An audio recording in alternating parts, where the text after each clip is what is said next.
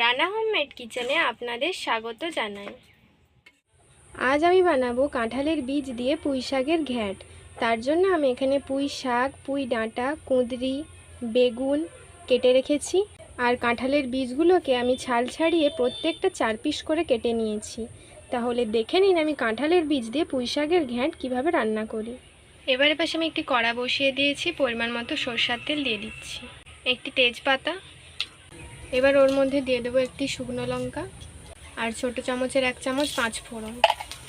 5 ফোড়নটা হালকা ভাজা হয়ে গেছে। এবার সব সবজি আর ডাঁটা শাকগুলো দিয়ে দেব,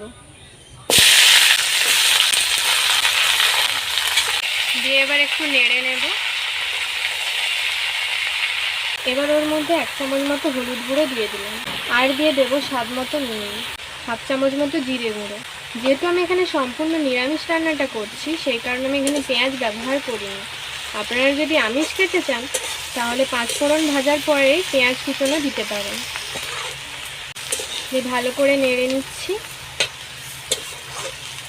এবার সেদ্ধ হওয়ার জন্য ঢাকা দিয়ে দেব।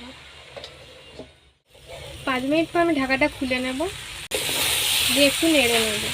যারা যারা আমার চ্যানেলটিতে আগে থেকেই সাবস্ক্রাইব করেছেন তাদেরকে অসংখ্য ধন্যবাদ। আর যারা যারা সাবস্ক্রাইব করেননি তারা জলদি সাবস্ক্রাইব করে দিন, যাতে নতুন নতুন রান্নার ভিডিও আপনারা দেখতে পারেন। এবার সেদ্ধ হওয়ার জন্য আমি জল দিয়ে দেব, দিয়ে একটু নেড়ে নেব।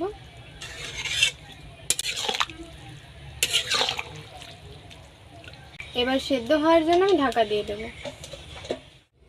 10 মিনিট পর আমি ঢাকাটা খুলে নেব। দেখুন সবজিগুলোও সেদ্ধ হয়ে গেছে আর জলটাও কমে গেছে।